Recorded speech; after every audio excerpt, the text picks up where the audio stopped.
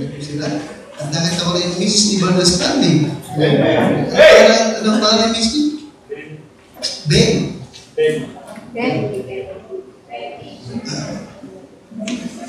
Alright, yun kung saan ba sa book Ephesians chapter 5. Kan po ng Epeso kapitulo 5. Ephesians chapter 5.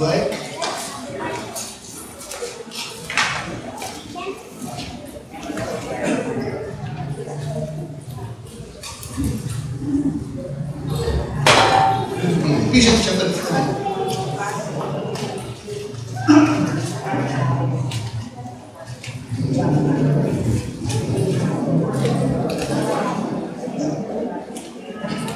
Alright, at ating simulan po sa verse number 28. Peso, kapitulo 5, talatang 28 hanggang 32. Nakatala po ninyo? Ephesians 5, Peso, kapitulo 5, talatang 28. In verse number 28, nakatala po ninyo? Okay, the Bible says, so ought men to love their wives. So, papaano daw dapat ibigin ng asawang lalaki at asawang babae? As their own bodies. Ibigin mo ang asawang babae, ikaw lalaki, ibigin mo ang asawang babae, katulad ng pag-ibig mo sa iyong sarili.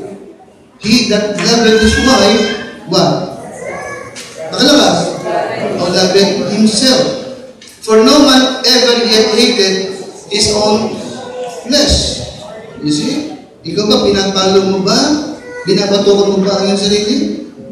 Ikaw ba, sinasabihin mong buwisit ang sarili mo? Hindi. Bakit? Bahal mo sarili mo.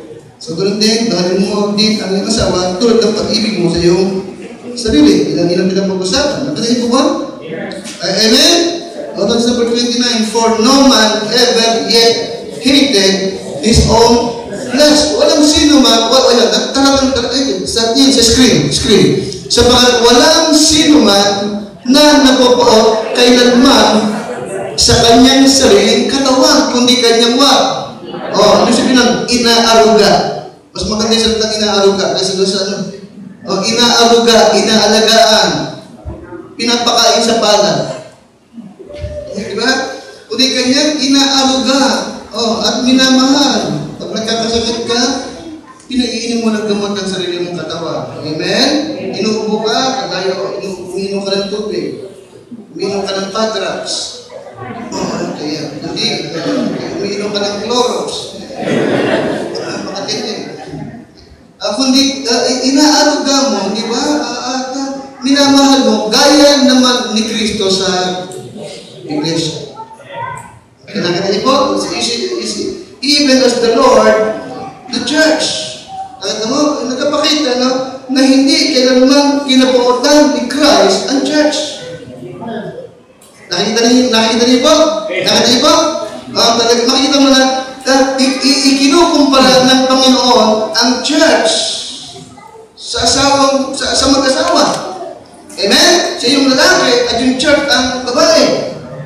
Napapasin niyo po ba? Even as the Lord, the church. For we are members of His what? Body, of His flesh, and of His bones. For this cause shall a man leave his father and mother, and shall be joined unto his wife, and they two shall be one flesh. Ano mo? Amen? You see, kaya church what called out. Assembly. Tinawag mula sa isang lugar papalabas. Amen? Upang ikaw ay maging kakaisa na ng Panginoon Kristo.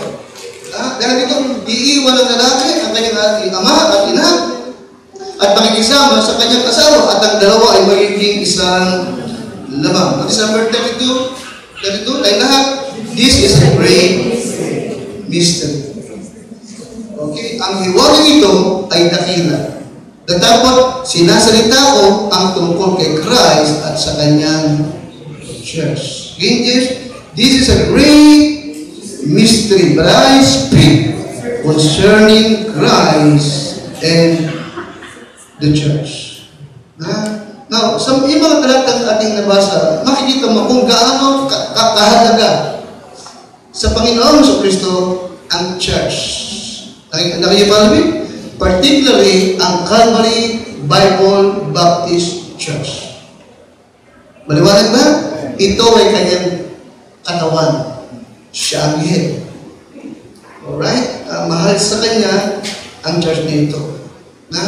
At minsan ay nabanggit ko sa inyo, madalas, na ang church ay hindi yung building, hindi yung gusali. Ang church ay what? Mga tao. Di ba namin? Amen? Sapagat noong mga naunang panahon, anong panahon ng mga apostol, wala silang sariling building. Nagtitipon-tipon lamang sila sa mga inuupahang mga upper place, sa mga tabing kalsada, tabing ilog. Doon man sila nagtitipon-tipon sa mga bahay-bahay. At dumating ang time na kaya na nila magbili ng mga lote at bilid, tsaka doon na lamang sila nagtayo. Alright? Of course, ang nangyari naman, lahat doon, madalas, ang tingin ng tao doon sa building ay yung church. Pero kung walang tao doon, hindi yung church kung manatawag. Amen? Amen? Sabagat, ibinigay ni Christ ang kanyang buhay alang-alang sa church. Now, of course, hindi pwedeng ibinigay ni Kristo yung buhay niya sa building. Amen? Hindi sa mga tao. Now, ano ulit ang church? Church is a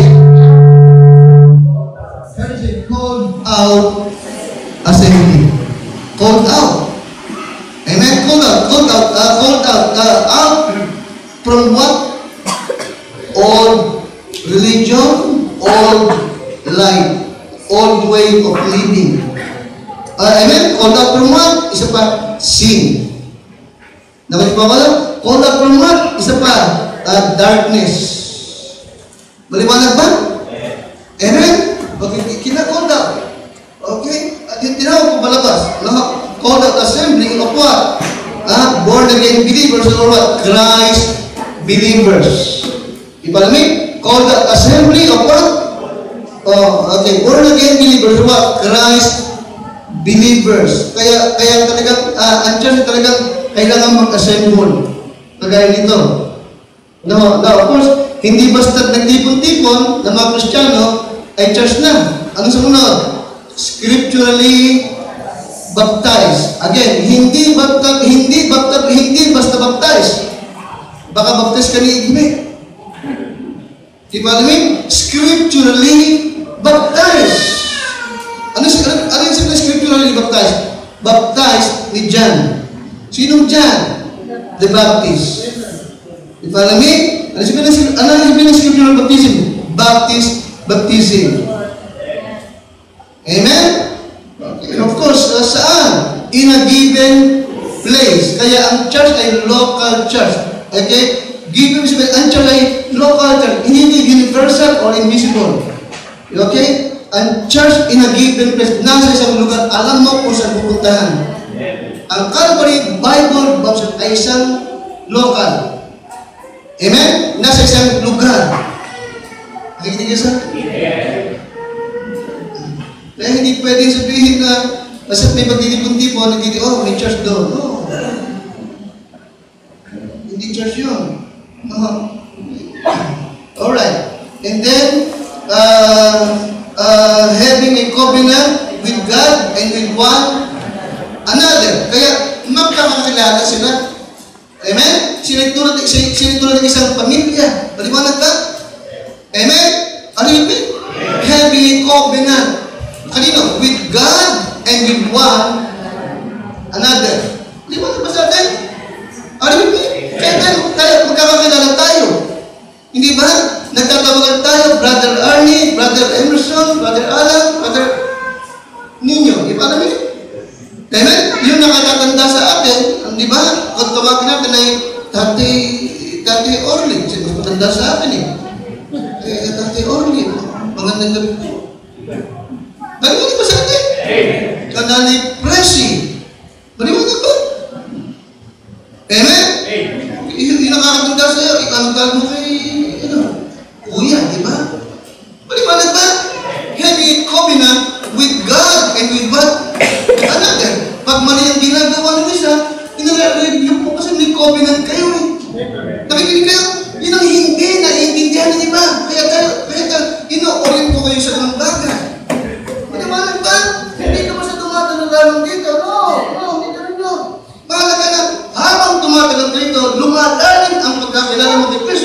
lumalalim ang iyong responsibilidad, nakakaunawa ka.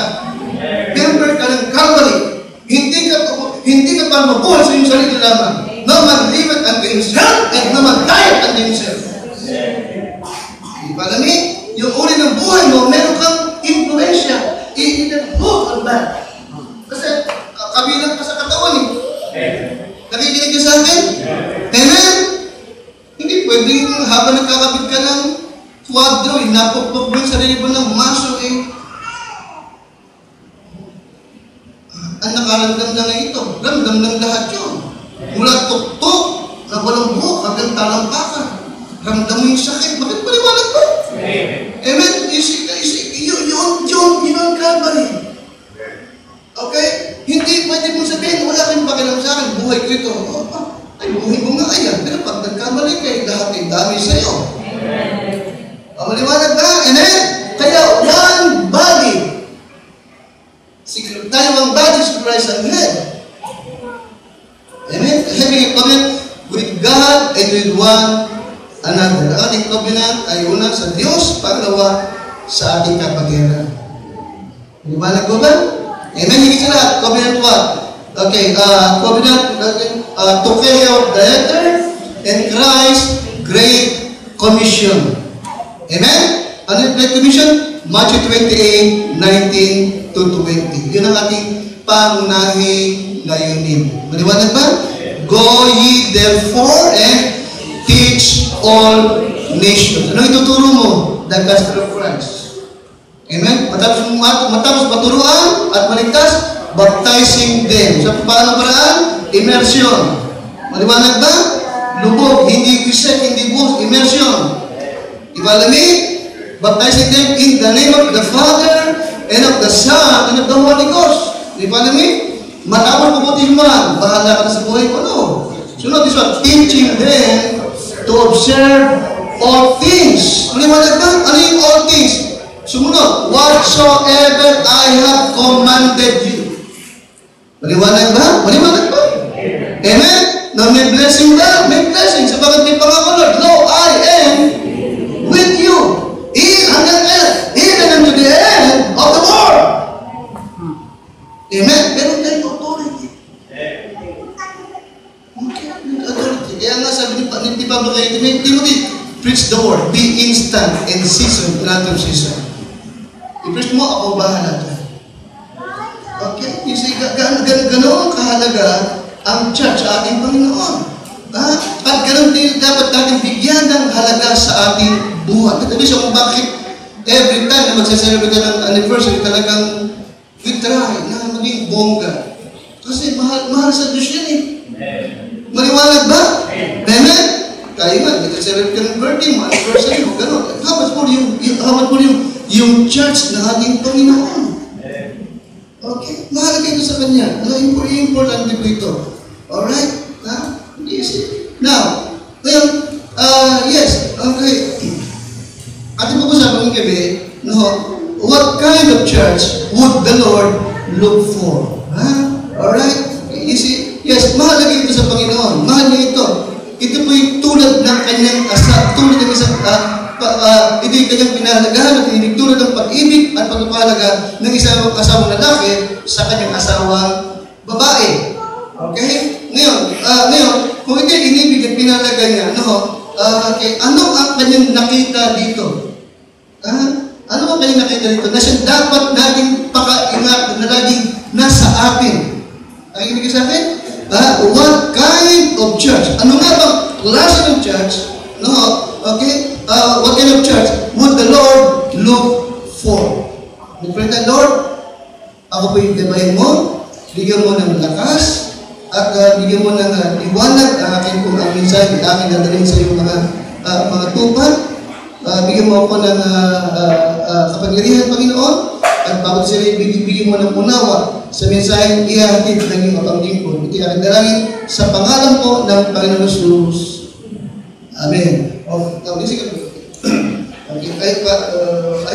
Sana hindi ko gusto. Ano ulit yung definition ng church? Church ay called out assembly of what? Christ, believers or born again believers. Okay, so maliwanag na church was not meant church was meant for God's people, not lost people. Maliwanag ba? Amen? Ang church ay para sa mga saved. Hindi sa unsaved. Amen? Are you with me? Okay? You see, it was meant for God's people to gather for worship, for preaching, teaching, fellowship, and encouragement. Amen, Christian? Amen? You see, what kind of church would the Lord look for? Sabi ko kanina, no? God loved the church. No? And ibig niya, tayo rin, ibigin natin ito. Kaya nga, huwag natin lumalit sa ating isipan kung gaano kahalaga at kung gaano inibig ng Diyos ang church na ito. Now, what kind of church would the Lord look for? Na siya natin talagang ingatan, ito lagi niyang makita sa atin. Unang-una Christian, okay, a biblically grounded church. Alin muna na kanyang hinahanap at ibig niyang lagi nakita? Isang church na what? Biblically grounded. Alright? Biblically grounded. Now listen carefully, tayong lahat ay nagmula sa isang relihiyon or church na lahat halos ng turo ay hindi naman talaga biblical. Maliwanag po ba? Amen? Huwag magagalit ang iba, pero hayag naman na naturuan tayo na may purgatorio. Wala namang purgatorio sa Bible. You follow me? Sabi ng Bible, for God so loved the world that He gave His only begotten Son, that whosoever believes in Him should not perish but have what? Alright, dalawang lugar lamang, everlasting life in heaven at everlasting punishment sa lake of fire. Walang hell. Nakikinig ka sa akin? Naturuan tayo, no? Na ipanalangin pa yung kaluluwa ng mga namatay para makalis ng purgatorio. Wala ito lahat. You see? Kaya salamat sa Lord na sa kanyang kaawang biyaya na ligtas tayo at tayo inilagay sa isang biblically grounded na church ng Panginoon. Are we with? Amen? It's biblically grounded. Ang ating katuluan ay hindi ayon sa nagis ng lamang natin o ating tradisyon. Ang ating turo is what? Biblical. Biblical. Talagang naroon kasalita ng Panginoon. Now, Isaiah chapter 8, verse number 20. Okay, bakit natin nasabi doon? Okay? Now, napakahalaga na lahat ng katuruan, lahat ng ginagawa ay alam mo nasa Bible. Nakikinig ka sa akin? At kung sakaling malayo ka, mapunta ka talaga sa malayong lugar na mahirap kang makapunta dito every Sunday. Okay, be sure na hanap ka ng isang church na ano pa yung church na kailangan mo? Biblically grounded. Na at anumang turo ang makita mo, anumang turo ang mapapakinggan mo, na alam mong wala sa Bible, dali-dali kang umalis. Diba? Now, basahin niyo po sa King James Bible muna. Okay? Pakilakad na King James, kanya, ready, basa. To the law and testimony. If they speak not according to this word, there is no lie in them. Sa kautusan at sa patotoo. Kung sila hindi magsalita ng ayon sa salita ito, tunay na walang umaga sa kanila. You see? Now, listen carefully. The Bible says, all scriptures are what? Given by the inspiration of God. And it is what? It is profitable for doctrine, for reproof, for correction, for instruction in righteousness, that the man of God may be perfect. Ano pa? Truly furnished unto all good work, complete. Okay. Hindi nararapat na may turo o nakita wala sa Bible. Okay. Kaya nga talaga na hinahanap ng Diyos ay biblically grounded church. Amen? Biblically grounded church. Alright? In Isaiah chapter, in Psalm chapter 12, that is number 6 to number 7. Tayo po lang. Okay, Psalm 12, 6 to 7. Psalm 12, 6 to 7.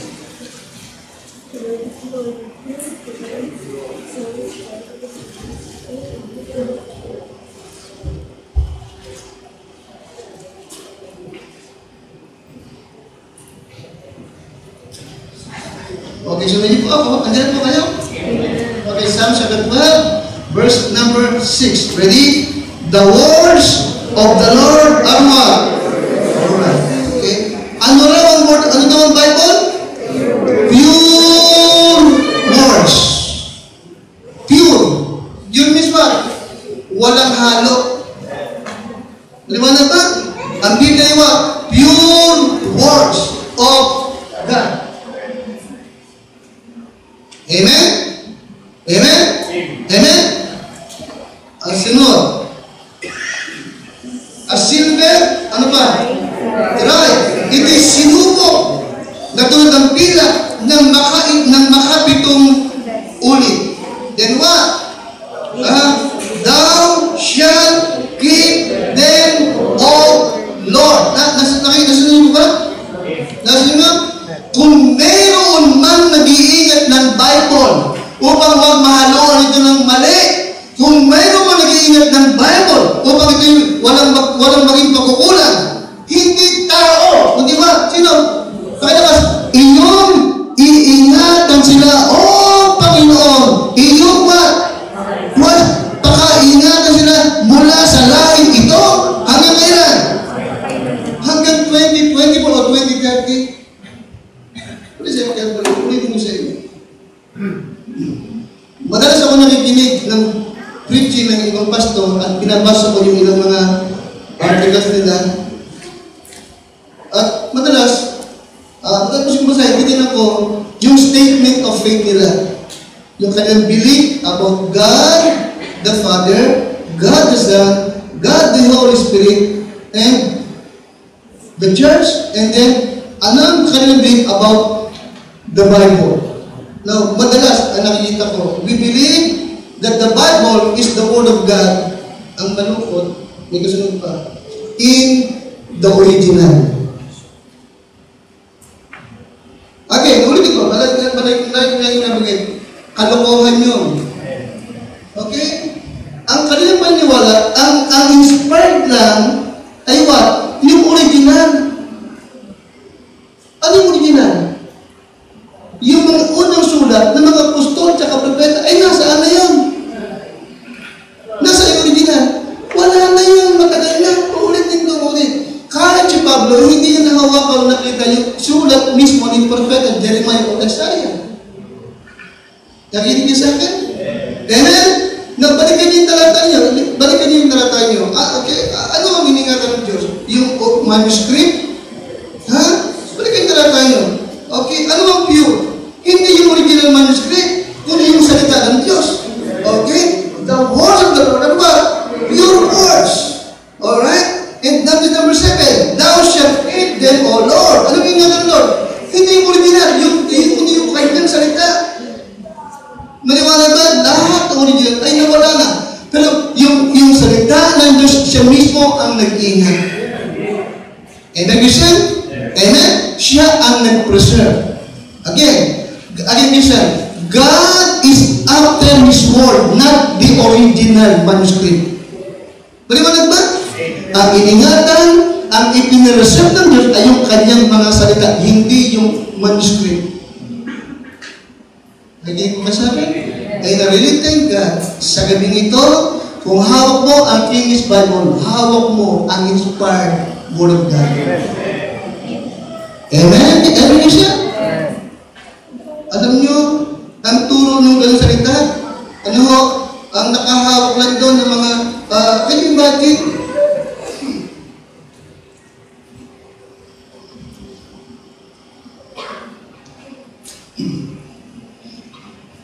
Can you imagine kung ang may paniwala mo, ang may hawak ng original ay mga apostol? Isip mo, sila lang may hawak. Now, ang Panginoon Kristo, kasama nila ng 3.5 taon. Napakinggan nila magsalita magturo ng Panginoon. Maliwanag po ba? Maliwanag po ba? Sa palagay mo, nagbubungol pa sila ng Bible? Ha? Hindi. Ay, nagbubungol. Nagbubungol. Yung Ethiopian eunuch. Okay? Now, hindi, they are protected. Sabagat kasama nila ang Lord, nagsasagda ng diretso sa kanila. Now, kung meron ng henerasyon na higit na kailangan ng pure worship of God, ay sino? Hindi sila, kundi tayo sa ating panahon ito. Di ba? Di ba ako? Sabagat kasama nila ang Panginoon eh. Tayo, badly, wala ang Lord sa atin. Kaya kung meron man mga na higit na kailangan ng ang inspired word of God, ang pure word of God, ay wala ba kundi ang ating relasyon.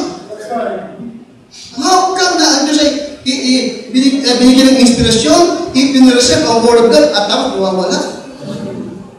Hindi ba ako?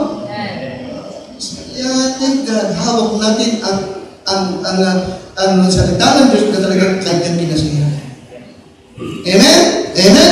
And God is looking, okay, anong mahanap ng Diyos? Ng Diyos? Biblically what? Biblically grounded. Okay, biblically grounded. Kaya alam niyo, sapagat nasa atin ang Bible na ito, okay, madali mong ma-recognize kung sino ang tunay na Kristiyano. Nakinig ba sa akin? How to recognize a true Christian. Tandaan niyo po ito. Number 1, ang tunay na Kristiyano, they listen to the Word of God. Ang tunay na Kristiyano, ang tunay na ligtas, they listen to what? They listen to the Word of God. Yes, they listen. Ang tunay na Kristiyano, pagdating sa Word of God, ano yun? They love it, and then what? They obey it. Hindi mahirap para sa kanilang sumunod. Kasi sa Diyos sila eh. Okay? Kaya, what kind of a church would the Lord look for? Number 1, a biblically grounded church. Amen? Kaya kita mo, pag nagtawag ka ng sumili, darating sila. Pag naghamon ka ng faithfulness, magiging faithful sila. Pag naghamon ka ng ibig, magiging sila. Bakit? Tunay na Kristiyano eh. Amen ko siya? Biblically what? Biblically what? Grounded. Okay? What is it, Christian? Okay, there is no such thing as biblically grounded church na may pastor. There is no such thing as biblically grounded church na may speaking of tongues, healing, miracles, slaying the spirit, walang gano'n. Alright. Ito mo kapag biblically grounded, nakakita ko, alam mo mali sila. Yes, Christian. Ito yung unang hanap ng Diyos, a biblically grounded church. Secondly, Ephesians 3:21.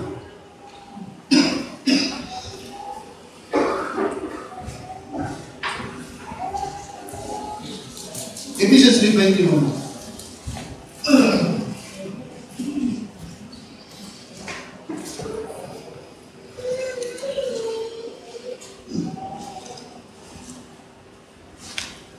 Nakatala po ninyo? Ready? Basa. Unto Him be glory in the church by Christ Jesus throughout all ages, world without end. Amen. Ano yung pangalawa? Ay Christ glorifying church. Una, biblically grounded. Ano yung pangalawa po? Christ glorifying church. Amen, Christian? Amen? Dito, walang ibang maluluwalhati ang Panginoong Jesucristo lamang. Dito, walang ibang pupurihin, walang ibang aawit ang Panginoong Jesucristo lamang. Amen? Siya ang dahilan ng lahat ng ating pagkatapat. Siya lang ang dahilan ng lahat ng ating pagsamba. Siya lamang. Nagbibigay tayo in the name of Christ. Maliwanag ba? Nagsasabing tayo in the name of Christ. Ano yun? Umawit tayo in the name of Christ. Yes, a Christ glorifying church. Amen? Kaya makikita mo, pag talagang dito ka sa sentro, talagang dapat naman, talagang makikita mo, siya mismo ang lilinis ng kanyang church. Di ba namin? Okay, amen? Kung may darating man na ibigay sumikat, magkaroon siya ng pangarap, hindi siya magtatagal. Kasi ang Calvary Bible ay isa lang mga kanya, layunin to glorify, to exalt Christ Jesus the Lord. Amen? A Christ glorifying church. Okay? Okay. Kaya ito yung kanyang hanap. No? At of course, ino-orient ko kayo lagi sa itong panahon ito, pagpasok ng year 2000, no? Dalawang uri ng church ang namamayagpag. Number one, seeker-sensitive church. Pamilyar na kayo, ha? Ano yung pangalawa? Number one, seeker-sensitive church. Yung pangalawa is what? Christ-sensitive church. You see? Ano yung seeker-sensitive? Ang seeker, mga tao na naghahanap ng church na madadaluhan. Liwanag ba? Amen? Sino naghahanap? Iba, ang hanap ay family-oriented, damo. Ang iba naman ay entertainment. Ang iba naman ay mayroong ministry sa mga bata. Anong ganon? Ang iba mayroong ministry sa mga adik. Anong ganon? Okay? You see? Seeker-sensitive. Okay? Naghahanap sila nung ayon sa kanilang gusto. At of course, we oriented tayo na ang Diyos ang nagdaragdag. Amen? Amen? Amen?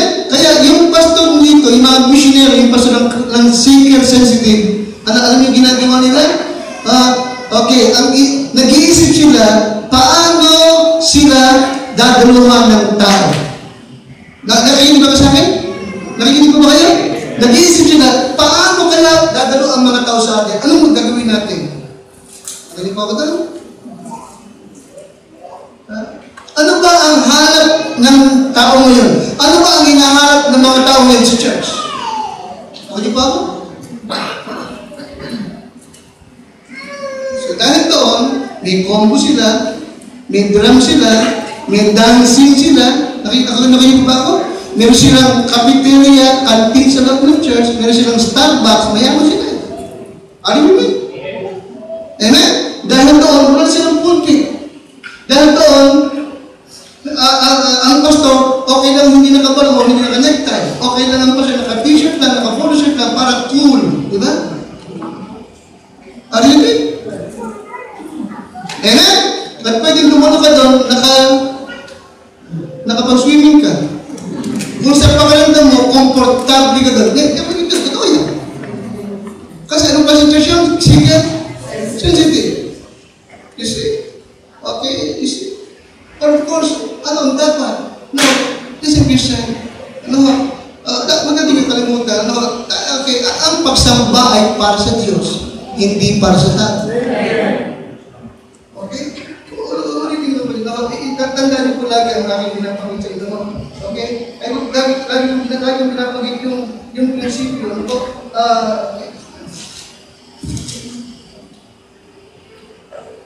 Worship is not for us. Ano sabi ko?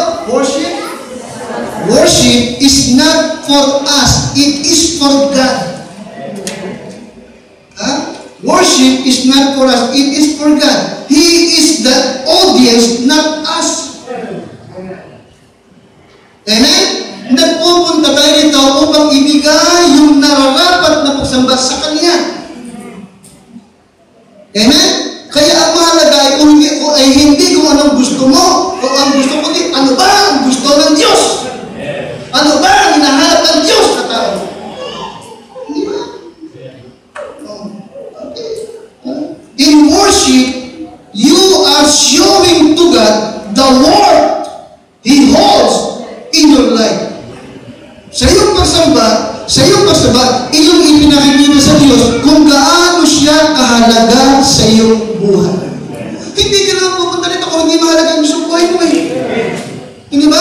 Nandito tayo sa bakit alam na mahalaga siya sa atin. Siya ang ibigay ng buhay sa atin.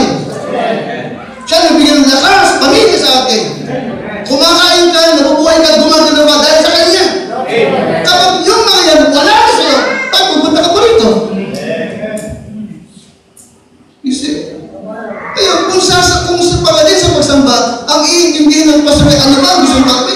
Lumayas ka dyan. Hindi ka tupa. Kambing ka. Ano yun eh? Tagdagawa naman yun eh. Walang taong tinawag ng Diyos na meron ang kanyang iniisip eh. Ano bang gusto ng tao? No. Alamin mo, ano bang gusto ng Diyos na tumawag sa iyo?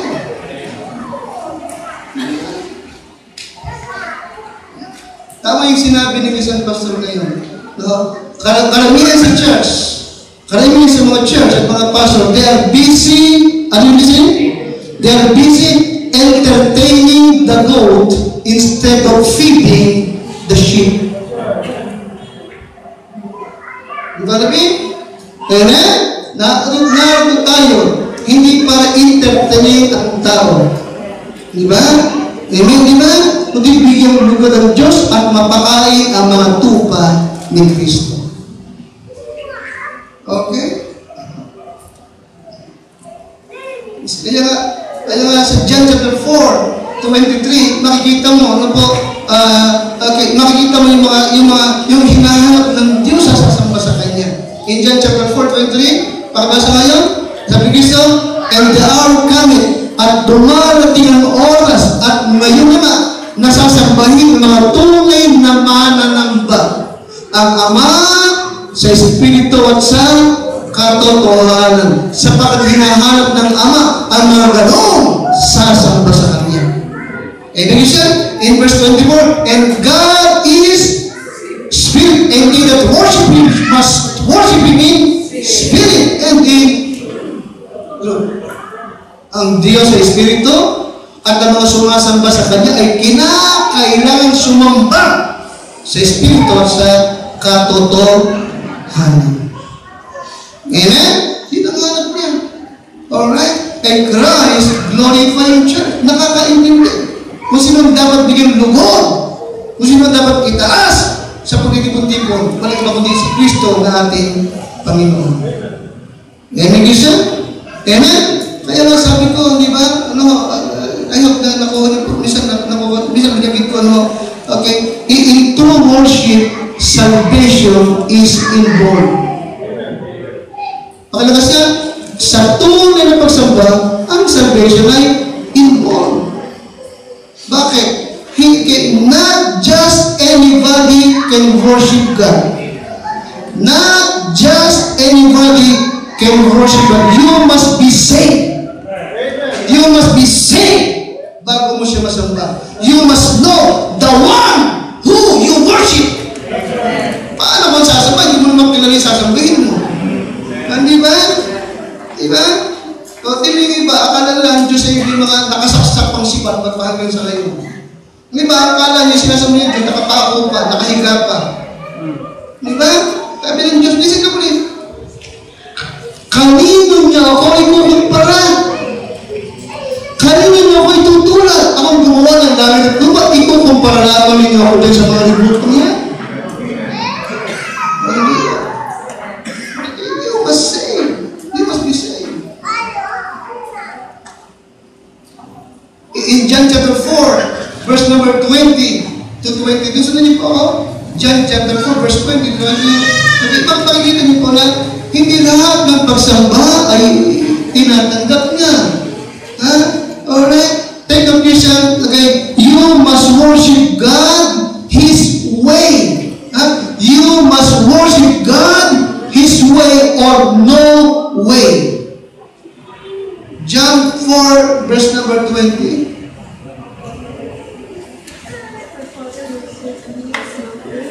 John 4:20.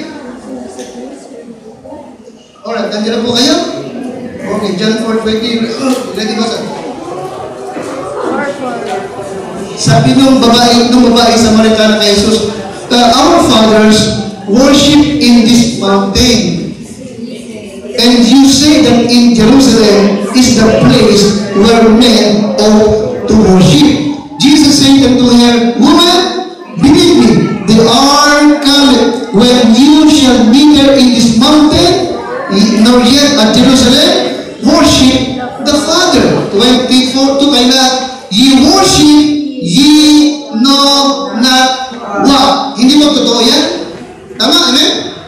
na may mga tao ang tinaw, sumasamba, pero hindi nila kilala kung sino ang kanilang sinasamba. Nag-listen ka po rin. Okay? Kahit pa makakatpo ka ng talagang debotong totoo talaga, handang mamatay sa kanyang pananampalataya, at talagang palanong palasamba, tanongin mo siya, okay, mahal nanay o tatay, are you sure 100% na pag namatay ka, sa langit ka pupunta? Tingnan mo yung kanyang sagot. Kapag ang kanyang sagot, sino makakalam? Hindi ko alam yan. Hindi niya kilala ang kanyang sinasabi. You must be saved bago ka makasamba ng tao. Amen? Mahalagang kilala mo ang sinasamba mo. Kilala mo siya na siya'y namatay na para sa iyo at nabuhay na muli.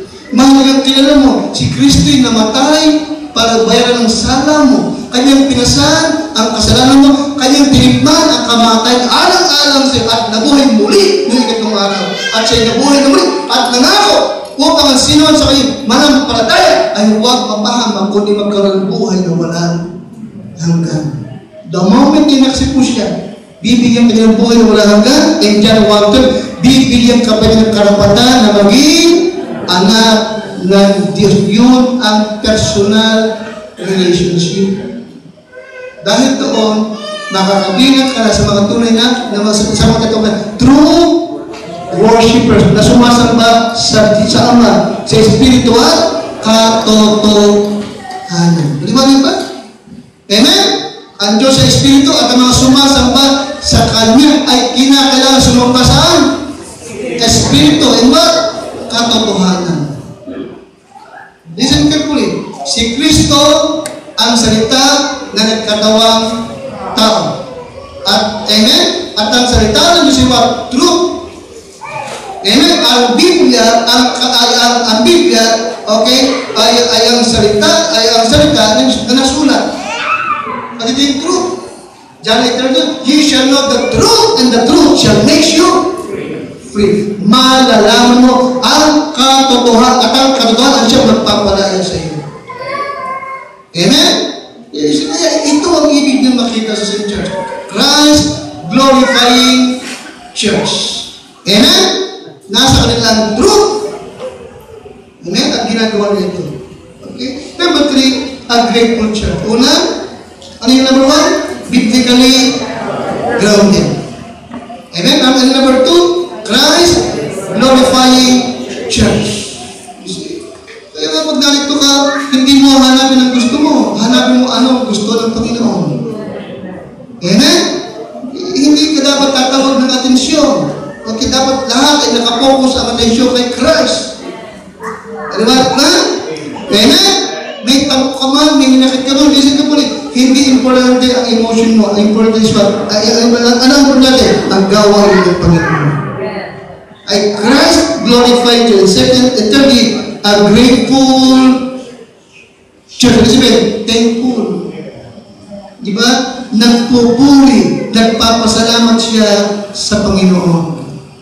Maliwanag ba? Amen? A grateful church. Grateful, di ba?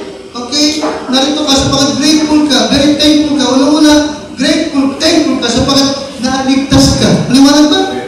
Maliwanag ba? Naligtas ka. Nakakilala mo sa Lord. Ano yung pangalawa? Grateful ka o thankful ka sapagkat mayaman ang awa at biyaya sa iyo. Amen? Iniingatan ka pa. Amen kasi?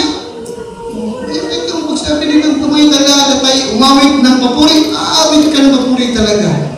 Haliwanag ba? Sa ulit ito, hindi mo hayaan iba ang umawit para sa iyo. Amen? Amen? Namamalat ka man, di ba? Paus ka man. Amen? Pipit na ang paus mo, umawit ka. Hanap ka ng Diyos. Haliwanag ba? Huwag kayo.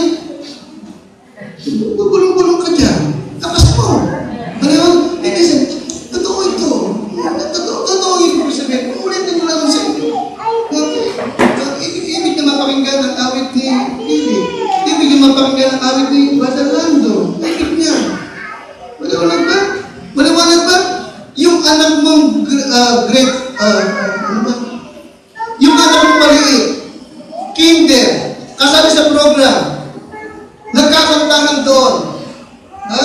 May mga magagandang kumanta. Pero sino, okay, sino ang pinaka-abang-abang mo umawitangan? Sino? Yung anak mo. Nakikita niyo ba ako? Ganun din sa Panginoon natin, anak. Pero individual ang kanyang pag-ibig sa iyo. Amen? Kaya huwag mong hayang umawit ang iba para sa iyo. Huwag mong hayang maglingkod ang iba para sa iyo. Huwag mong hayang magbigay ang iba para sa iyo. Gawin mo yung iyong sariling obligasyon sa Diyos. Hanap kayo niya. Amen? Kung talagang thankful ka, grateful sa Diyos, ipakita mo grateful ka. Umawit ka. Pasalamatan mo siya. Purihin mo siya. Amen siya? Lahat tayo. Yun ang hanap ng Diyos talaga. Ay grateful church. Amen? Sumasamba, nagpupulit, nagpapasalamat sa Diyos sa kabuti at awa ng Diyos sa kanyang buhay. A grateful church. Amen, Bishop? Amen? Nung araw naman, hindi ka naman kayo, di ba? Pag-birthday mo, ginagawa mo, nagtitiri ka lang ng kandila. Kasi nga, babae ka sa magtatrasy ka, pagtirik mo ko ng kandila. Bakit? Makamatay ka na ba? Di ba? Totoo naman, tama? Alam mo, kasamba ka na.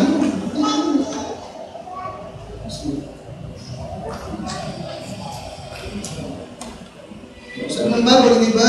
Okay, puwiin mo siya ng bibig. Amen? Puwiin mo siya ng bibig.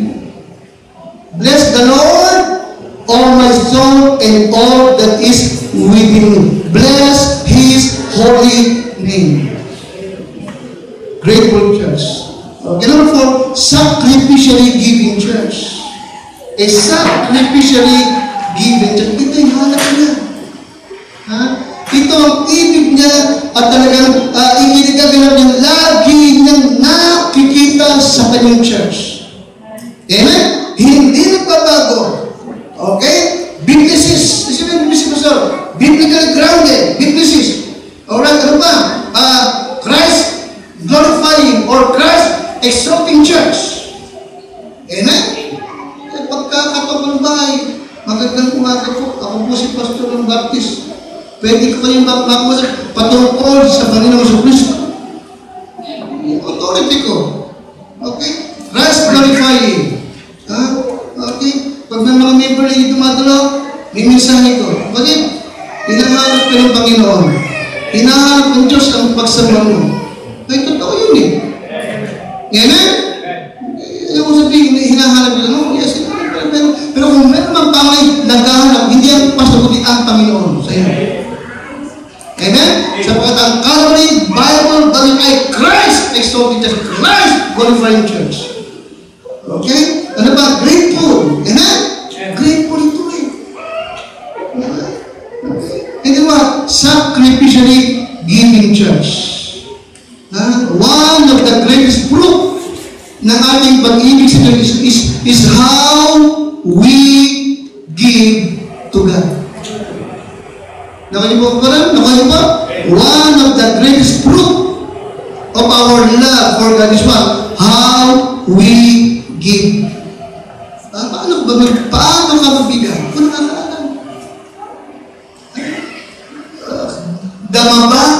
Kita ba ng Diyos na talagang iniibig mo siya? Giving out of a heart of thanksgiving. Yun ang kanyang inahan. Amen siya? In 2 Corinthians 8, 1 and 2, ang Macedonian ay hindi mayamang na simbahan. Pero ang Diyos ay nagpahayag talaga ng kanyang kaluguran sa paraan na kung paano sila magkaloob.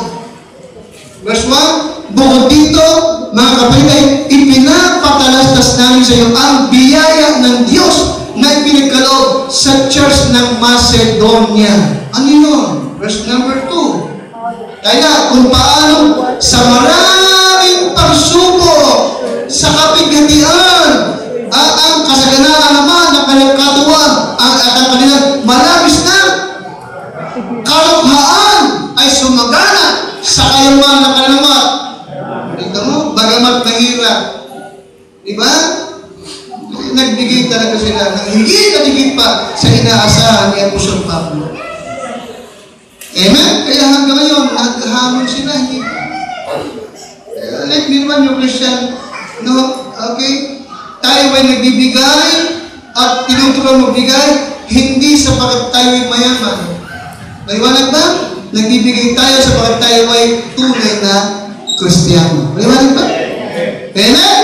Hindi mo dapat panginayangan, hindi mo dapat tilangin. Sapagat nung ang Diyos ay nagbigay, hindi mo kayang pantay. Maliwanag ba?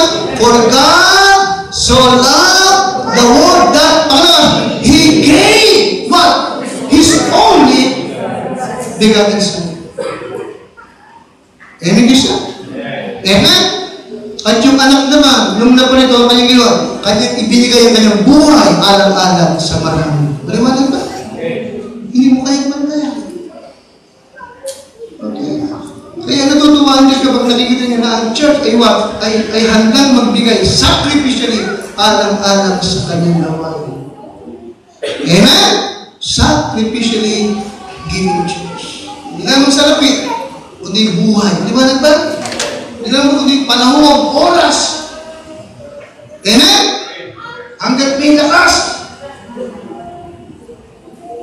Amen, Krishna?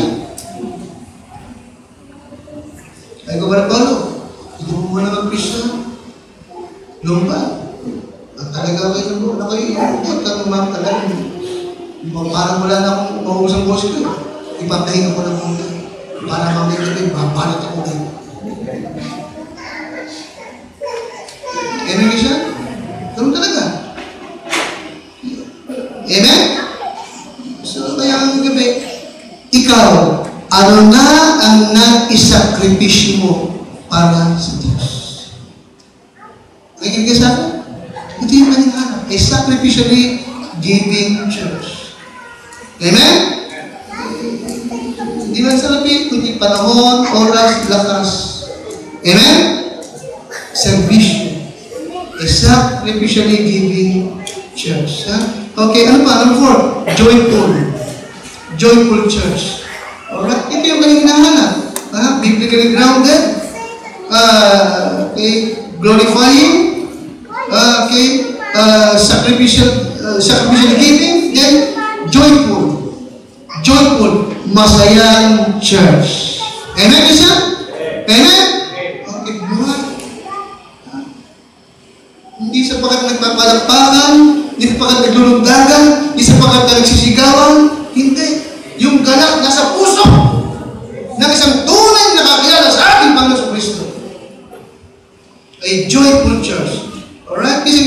The Lord loves it when His people are what? Excited. At yun ngayon? Excited, expectant, encouraged. Amen? Sapagat ito ay araw ng Panginoon. Amen? Talagang natutuwa ka, excited ka. Amen? Saturday pa, amen, Sunday is coming. Hindi ako, linggo nga pala bukas.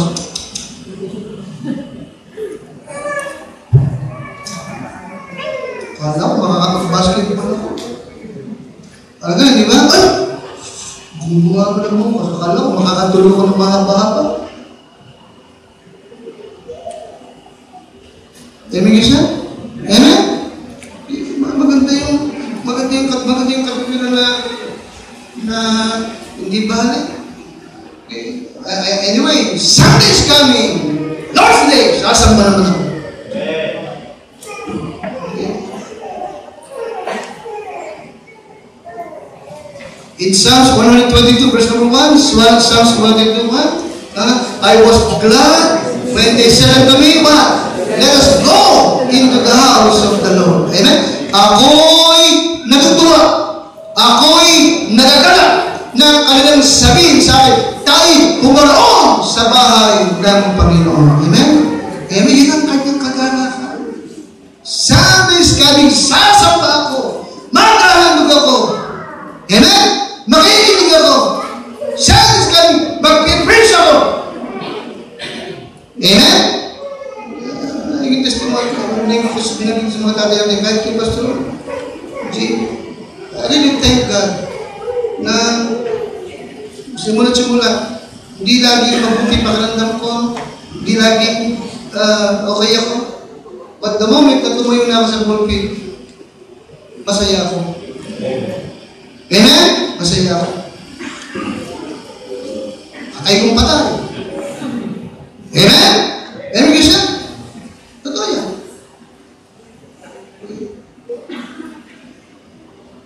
In Psalms 42, verse number 4. Psalms 42, verse number 4. Meron tayo? Tayo ako, ang mga bagay na ito ay aking naaalala at nalulungo ang aking kaluluwa sa loob ko kung paano ako'y nagpatuloy sa karamihan at pinagdubayan ko sila sa bahay ng Diyos na may tinig na kagalakan. Ano pa?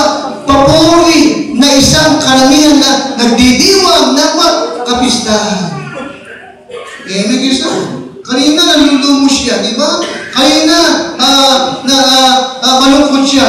Pero sa bandang ulit, ano kita mo? Meron isang tinig, meron ng tinig ng kagalakan at papuri kasama ng kalamihan.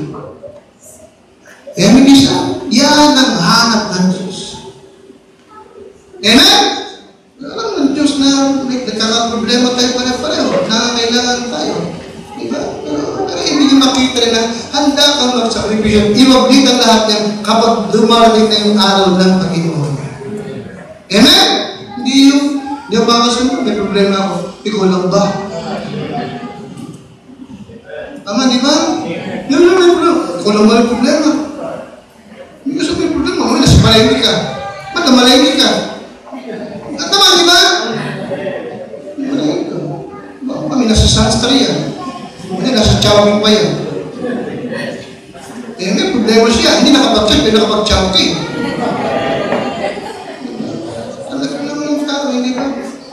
Pasalamat, talagang magpasalamat tayo sa awat biyaya ng Diyos. Kahit paloko-loko ka, binibigyan ka pa. Amen? A joyful church. Okay? Yung mga preacher, di ba? On fire. Amen? Nag-aaral para sa Diyos. In Psalm 104, verse number 4. Psalm 104, verse number 4. Yung mga workers, mga preachers, teachers, nag-aalab sila.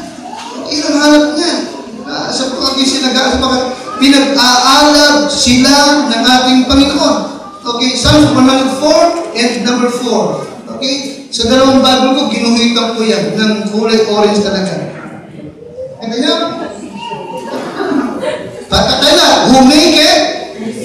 His angels what? Spirit. And His what? His ministers are what? Are flaming fire. Kita niyo po? The word minister means servant. Ano sabi ng minister? Servant. Okay. Now, basahin mo ng gano'n ha. His servants what? Are flaming fire. Amen niyo siya? Amen? So tonight, Sunday school teacher ka, kabilang ka sa kanyang mga servants. Di ba na ito? So winner ka, worker ka niya, kabilang ka sa kanyang mga servants. At hinahanap niya na ikaw ay what? Nagliliyar para sa kanya. A joyful church. Amen? Mga tao na excited. Amen? On fire. Masikap. Amen? Para sa Diyos. Okay? And lastly, gathering. Nagtitipon-tipon sa tuwina. Alright? Yes, kasi a gathering church. Yes. Okay. He loves it. Gusto ng Lord itong pagtitipon-tipon na ito. Kaya nga, church is a called out assembly. Okay? Mga tao nag-gather na para sa Lord. Okay? God loves it. Nagtitipon-tipon. Bakit ako? Bakit siya natutuwa? Nagtitipon-tipon tayo. Hebrews chapter 2 and number 12. Sundan niyo po ako. Okay? Ibig ko makita niyo na ang isang kadahilan ng kanyang kagalakan na makita niya na tayo nagtitipon-tipon. Ano ba yan? Hebrews chapter 2 and number 12. Hebrews 2 and number 12. Nakita niyo? Alright. Anong dahilan at ang Diyos ay nagagalak kapag tayo ay nagtitipon-tipon? Anong dahilan? Anong dahilan? 2:12. Anong dahilan? Ha? Sapagat ang Panginoon nasaan? Nasaan siya pag-titipon-tipon tayo? Nasa kalagitnaan. Paliwanag ba? Kahit nasaan tayo. Say, I will declare thy name unto my brethren in the midst of the church. Will what? I sing praise unto thee. Paliwanag yan. Kapag nag-aawitan tayo, siya kasama din natin umaawit. Paliwanag ba? Sa gitna ng kapisanan. Alright. Okay, now ano pa? Revelation chapter 1 and verse 13. Revelation 1:13.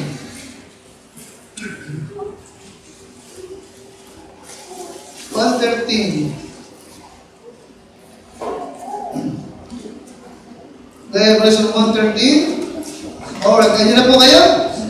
1:13, ready?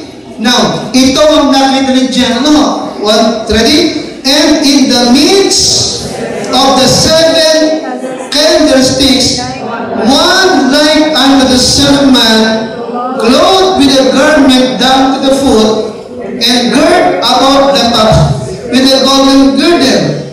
His head and his hairs were what? Like wood. Now, sino ito? Sino itong nakita ni John na nasa gitna ng 7 candlestick? Sino ito? Now, bago yun, pagpunta muna kayo sa verse number 20. Nakita yung 7 candlestick? 20. The mystery of the 7 stars which thou sawest in my right hand, and the 7 golden candlesticks. The 7 stars are what? Huh? The angels of the 7 churches. And the 7 candlesticks which thou sawest are what? Ito mo yun? Now, okay, sino yung angels? Sino yung 7 angels na pastor ng 7 churches? Sino yun? Hindi yung mismo angel, yun yung the pastor. Okay, again na, angel means messenger. Ang pastor, messenger. Okay, nakikita po? Nasa gitna ng church, nandun lagi sa gitna ang Panginoong Jesucristo. Paliwanag ko ba sa atin? Okay. Kaya nga, talagang hinahanap lagi ng Lord ay walang iba kundi pagtitipon-tipon ng mga member ng church. Sabagat sa tuwing ang natitipon-tipon tayo, nasaan siya ulit? Nasa kalagitnaan. Sa tuwing ang umaawit at kasama natin siya, umaawit. Amen, siya? Amen? Ano nga kaya kung awitin ako at ikaw ang Kristo? Amen, siya? Maganda, hindi na. Dalawa na nag-request mo. Na pastor. Si Puliente at si Pastor Banahan. Walang yata kantahin sa anniversary nila sa 28. A gathering church is kaya nga kapag ka sa mga church, kaunti lang ang nagtitipon-tipon, paniniwala ko, nag-i-grieve ang Panginoon. Sapagat hindi yun ang kaluburan sa Kanya. Ibig niyang makita at nasisiyahan siya kapag ka ang kanyang church ay nagtitipon-tipon at siya ay naroon sa gitna nila.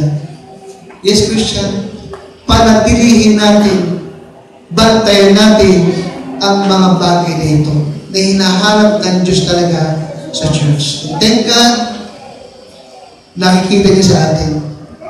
Amen, Christian? We are what? Number 1, we are what? We are biblically what? Biblically grounded. Again, Christian. Again. Kapag isang araw o isang Sunday, may narinig kayo mula sa akin na alam niyo wala sa Bible, sabihin niyo sa akin. Amen, Christian? Amen? O kaya nga minsan gusto ko ba yung nagtatanong sa akin? Di ba lamin? Di ba study? Kaya talaga, sinarapin. Hindi ba, pagtuturo ko sa mga, o meron bang question? Mas gusto ko may question. Kasi alam ko nakikinig. Amen? Yes, biblically grounded. Ano yung pangalawa? Christ glorified. Bantayan natin. Amen? Okay? Be sure na magpaparito ka, ang focus mo yung walang iba kundi si Kristo. Hindi ang sino ang tao. Amen? Amen? Amen? At lahat, magsikap tayo talaga na ating i-exalt, i-glorify, luwalagin ang pangalan ng ating Panginoon. Amen?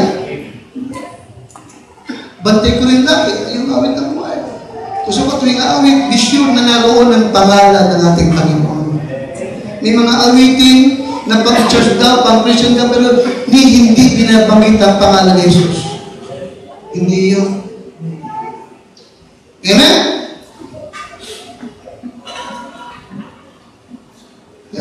Naalala ko may dinalaman akong church. May isang nanay kumanta. Nag-request ako ng kakanta raw siya, special na. Kumanta. Nakikinig ako. Bakit ako lang? May bulong, dinggin mo. Kapag, ay, kay Kurita yun na. Sabi sa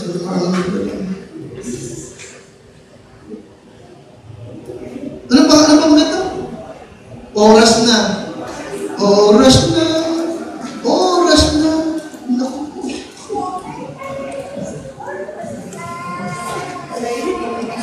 Hindi naman kaya. Christ glorifying church. Sa awiting, sa preaching, sa teaching, si Kristo ang narataas. Amen? Maging sa mga miyembro, darating ka, nagmamadali ka, sapagat si Kristo ang gusto mong itaas. Purihan at bigyan ng kaligayahan. Amen? Hindi tayo magkakaproblema sa miyembro kapag lahat ng miyembro sa atin iisa ang layunin. Tama? Maitaas, madapilan, maluwalhati ang pangalan ng ating Panginoon sa Kristo. Okay? Ano pa? Grateful. Lahat ng member, pasalamat. Hindi mareklamo sa Diyos. Amen? Nung nagreklamo mga Israelita, sabi mo sila, Hoy!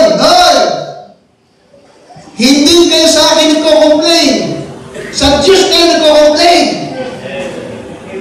Amen? Murmur kayo ng murmur, bulong kayo ng bulungan. Akala niyo ba, hindi alam ng Diyos yan? Hindi ako ang nalitamang Diyos ang nalitamang ninyo. Amen ka siya? Kaya sabi ni Pablo, do all things without murmuring and disputing. Sa halip na mareklamo ka, maging pasalamat ka sa Panginoon sa lahat ng kanyang ibinibigay at ginagawa sa buhay mo. Okay, be thankful. Be thankful.